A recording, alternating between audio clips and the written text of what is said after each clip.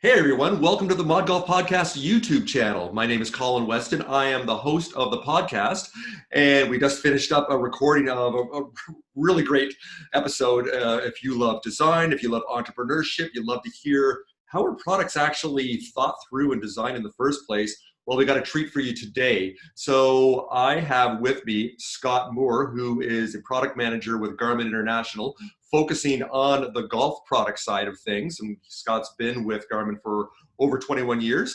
And we're just going to do a quick little insight here based on kind of building on our previous conversation that we just recorded. Because of course we want you to go back and if you like what you see and hear here, to go back and listen to our podcast episode. So with that, hey Scott, I want to say thanks again for joining us on the Mod Golf podcast. Yeah, thanks, Colin. It was fun. Yeah, good stuff. Good stuff. So, hey, to get us started here, Scott, I talked earlier about your first golf experience and how you got into golf, and you're a passionate golfer. So maybe you can share that with us again here. The how old you were the first time that you ever swung a golf club and got connected to the game of golf? Yeah, I think I was probably around 10 years old. My grandfather kind of got me hooked on playing golf. I visit him in the summers and ride around in the golf cart with him and his buddies. He play every day. And so it just kind of progressed from there. He paid for lessons. I'd get a little bit better, and we'd play from maybe 100 yards out or 50 yards out. And just, over time I got better and better so I could play with him. And really it was a learning experience, not just from learning to play golf, but learning to enjoy playing golf, not just because I was getting better, but because I saw how you had fun playing golf with a bunch of friends. You can imagine a bunch of old retired guys, what kind of conversations those would be like. And it was enjoyable. And that's what I love about golf today. It's just playing with friends. Like that. And I love the fact you use words like fun, joy, and friends to describe golf. And so many people, golfers, whether they're just starting or they're avid, they get so frustrated with the game, right? And you just got to take a deep breath sometimes and just enjoy the experience. And it That's sounds right. like that's what you've done with golf. So talking about experiences, let's talk about getting something on our wrist or in our hand here with a Garmin product. So could you tell us about, let's focus on the S62 watch, because we are going to have a giveaway that we're going to be announcing in a couple of weeks time here for all of our viewers and our listeners here. So stay tuned for this Garmin giveaway that we're going to be doing here. So can you talk a bit about the design process at Garmin for developing a product like the S62 watch? Well, a product like that, it is a generational product. So we've had multiple generations of products. And so every generation we have to come up with something new that's going to make it better than the previous one. And so we have quite a bit of new things going into this watch that we didn't have in the previous one. From a golf perspective, we have new features like virtual caddy. We've improved our battery life. We've doubled our battery life. We went from a 10-hour battery life to a 20-hour battery life just with improved platform changes. And the other improvements weren't even on from the golf perspective. It's a watch that you want to wear around all the time because it now has heart rate monitor in there, so you can track your heart rate. It's got NFC, so you can do wireless payments. So it's really more than just a golf watch, but on the course, it does everything you could want as far as getting your distances to the green, showing you a map of the hole that you're on, and just being able to record every shot that you take and see that afterwards after you're done. And from our earlier conversation, I love the fact you don't just randomly add features just for the sake of doing this. You mentioned a phrase there, which is kind of the guiding kind of vision or mantra of Garmin, and that is when you're looking at designing a new product or adding something new, is like, why Garmin? How does that fit into what we're about? So with that, when you look at features and adding features there, because you want to make sure that you keep your interface elegantly simple. How do you go about doing that with the process there? Do you do that internally? Do you test that with previous users to see what resonates and what they really want? What's the process for deciding what features you should add, and even sometimes maybe the ones that you should remove? Well, a lot of features, they come from different places. We do look at customer feedback, and especially on a product like that that's a next generation, we see that what wasn't working, and we try to make improvements on it. But we have a user experience design team as well that helps with some of those, testing to make sure that what we're putting out there is going to make sense to all golfers. A lot of golfers, they just want something that's going to be very simple. You're right. They're not tech savvy people, and so they want to be able to just get to the golf course, turn it on, and it starts telling them the information that they need. They don't want to have to learn a whole how to do something interface with it. Yeah, and one of your earlier comments too was you mentioned that with your products on the golf course, you don't want them to get in the way of the actual golf experience itself. And right now, I'm using a piece of technology. I've had them on the show, so I'm not going to throw them under the bus and name any names here. But I'm out on the course, and I'm constantly fiddling around with the technology between holes, even between shots and approach shots. And I think it annoys some of my friends on the golf course. But to be honest, it also kind of takes away from, kind of pulls my mind out of the actual experience of golf. So can you talk about that? There's a term in user experience that they use. It's called a frictionless experience. Maybe you can expand upon that as far as the actual use out on a golf course. If right now I was out there and I had the watch on, can you talk about how a frictionless experience would apply to using a Garmin watch or a laser rangefinder? Yeah, so we one of the things that we definitely don't want to do is slow down the pace of play. And in fact, I think our products have sped up the pace of play because before we had GPS rangefinders, people were looking for yardage markers and pacing off distances, and now a frictionless interface is one where I just have to look down at my wrist where my watch is at, and I get the information I need. I don't even need to touch it, and it's automatically collecting data so that I can evaluate my game later. So that's the ideal solution. Now, with a watch, it's not easy to do because you have a limited screen real estate that you can show there. And so there's some things you can do to be smart, like when we detect that the users walked onto the green, we'll bring up a screen that shows, okay, what's your score? Is this your score you want to enter in? And so they don't have to remember to go do that. We're prompting them because we know that they're at a point where they should be doing that. So that's interesting. So that's just the GPS real-time data being pulled in that they actually know your location on the golf course. Yep. Interesting. Uh, Makes me think of something else on a conversation I've had on a previous episode where a gentleman's name is Larry Gahuli, and Larry is a chief agronomist with the USGA involved with the Tee It Forward program, this notion of moving the tees forward to make it easier for older golfers, people starting with slower swing speeds, to make it more enjoyable, because most of them can't hit, even from the white tees, can't hit a par four in regulation. And what they did, they had tracking devices for people on the golf course so they can actually see just through heat tracing of where they're actually hitting their balls and be able to get that data collection. I'm really interested to hear, are you partnering with anybody, whether it's USGA, to work to that, to actually get that type of data, which ultimately, from my understanding from a sustainability point of view, if you realize that people aren't hitting balls over there, we can perhaps just let that part of the course just go natural. So you save on water, you save on fertilizer, you save on maintenance. So kind of a big question there, but are you working with any groups there with the data that you have in order to kind of make the game more sustainable or help in other areas We to we grow it?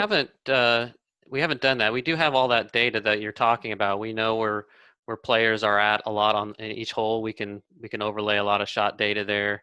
I've looked at, like, I was just playing around. I just wanted to see, like, on a particular hole on the course that I play, all the different ways that a player has scored par on that hole. So just looking at all the different spots and trying to see, like, is there a pattern? Like, where do you have to be on your first shot in order to score par on this hole? And it was just interesting looking at that kind of stuff. We haven't really figured out a way to productize it or anything, or share that data with anybody. But yeah, there's definitely a lot of insights you can get from that. Interesting, interesting. And we talked earlier about the kind of the future of Garmin and Garmin products across all sports, and starting to infuse mixed reality, which you're already doing, as you talked about with your laser rangefinders, and machine learning, and kind of predictive behaviors, and artificial intelligence. And it seems like you have all that data already. That as you move forward, if you decide, if perhaps there's a way to commercialize that, because obviously you're a for-profit company, so you're not, you've got to, it has to make sense for you.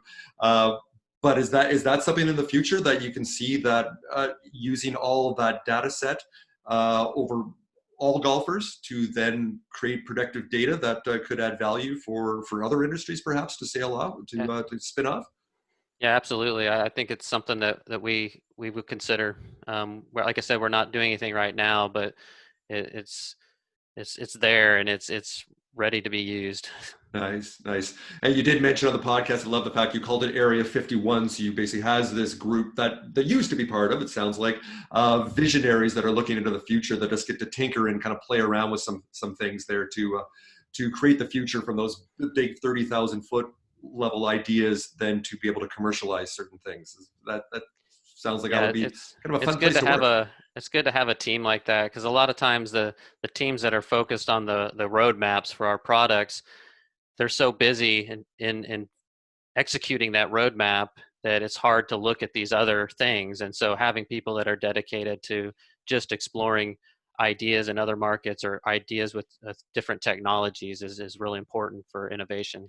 Like it, like it. So just to finish up here, I didn't mention this business methodology we were talking earlier, but the way you've been talking, whether it's intentional or it just happens to be built into your DNA, but we've talked about blue ocean strategy business methodology on the podcast a lot, whether it's groups like Top Golf with experiences or other products that are unlocking new markets, kind of that blue ocean of opportunity of non-customers at the moment or soon to be customers, rather than fighting over the scraps of competition of people that are already in that space. So it really sounds like you embrace a blue ocean strategy type of business approach with your product design of trying to across all sports to unlock new markets and appeal to what may be non-customers for that particular sport at this time. Is that something, or maybe one lens that you kind of look through there at Garmin when you're? Absolutely, Yeah. that's true, Colin. I mean, if you look at even how we started our golf, like I said in the interview, we we started off with hiking devices. You know, people that would go out to trails and navigate, and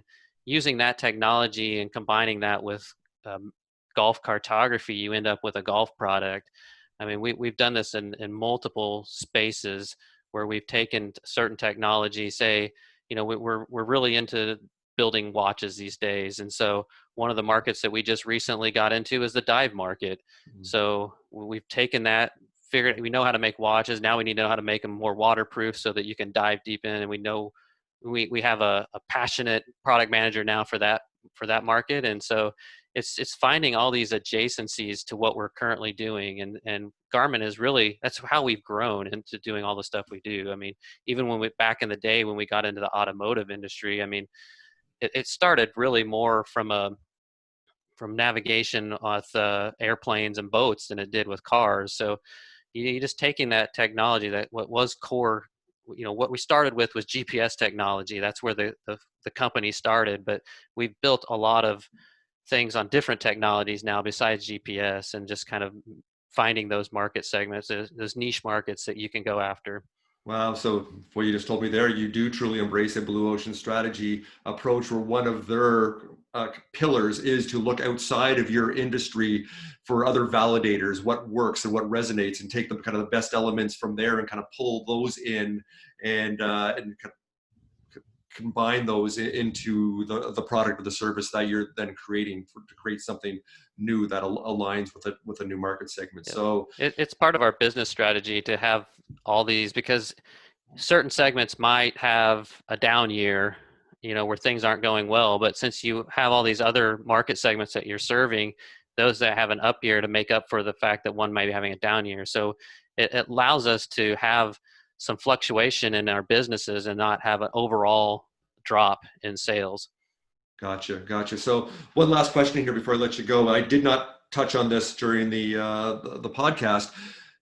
COVID-19, this quarantine, working from home, changing the culture. What has it been like since March of 2020 at Garmin? You mentioned that you've got over 15,000 employees. I'm sure they're spread out in lots of places. You're based in Kansas, Yes. I understand, at the headquarters. So Yep. tell us about that as far as even those early days, that first month of how the company managed then to make sure everybody stayed engaged and you kept moving forward, then ultimately how this pandemic has impacted your business. And I'm assuming with golf being more popular than ever now, that it's impacted you positively. So maybe you can talk about that a little bit, about how COVID's impacted the workforce and your staff and your teams mostly at Yeah, Garmin. so I think like everybody, it was scary at first. I mean, trying to switch to we're used to working in close proximity with a lot of the teams and work collaboratively like that. And so switching to a remote situation was a little bit scary at first, but I think everybody, a lot of it, I'd say, came from our CEO Cliff Pimble, just hammering home to everybody that our jobs are essential. Like what products that the products that we're making are essential to a lot of people's lives, and especially during this time with COVID, you know, people are increasing the number of rounds of golf they're playing, but they're also going out and exercising more. And Garmin serves a lot of that with our fitness products. They're biking more. They're out hiking. You're doing a lot of our stuff is outside. Like that's so from a business perspective, it's been good for Garmin, I guess, because people are starting to explore some of these outside activities, or maybe uh, get their dust off their clubs and going out and playing. Maybe they were golfers before, or maybe they're just picking up for the first time. But yeah, a lot of our segments that we serve, it's been a good thing. I don't want to say COVID's a good thing because it's not, but it you know it's brought people out more and into using our products, and so that's a good thing. But from a working environment standpoint, we've managed. I mean, I think we've evolved pretty well to this remote situation. We've got people that do still go into the office, and we've got a mix. So and we are a global company, so those 15,000 people, I mean, they're all over the world, and it's working remotely is just with a global company, it's just the way things are done all the time anyway. So Yeah, so it sounds like you're already built and have the experience having that global presence of working with high performance virtual teams. Anyway, so it sounds like this isn't like you're starting from zero, like a lot of companies sadly right. have been. So you're already a couple of steps ahead there, is the way you organize your teams and your pipeline there. So hey, why don't we leave it at that? Because I really Okay. do want to encourage our viewers here to become listeners. And down below in the comments, we will include the link for the podcast episode that Scott and I recorded a little bit earlier. So we really dig into some of the other great things there as far as innovation, talk about prototype thinking, iterative design, all kinds of other really interesting things as they relate to golf. So if you're an entrepreneur, if you're working with a company that's even in golf or out of golf, that how do we become more innovative? Our conversation earlier that Scott and I had that's on the podcast is a great resource to get inspired from that. So as I mentioned, also stay tuned, because we are going to be announcing our Mod Golf giveaway, which is with Garmin in a few weeks' time. So stay tuned for that. So with that, hey, Scott Moore, product designer product manager at Garmin International. Scott, hey, thanks so much for your time today and for Yeah, joining us. sure. It was a pleasure. Thanks, Colin. All right, you take care. Bye for You now. too.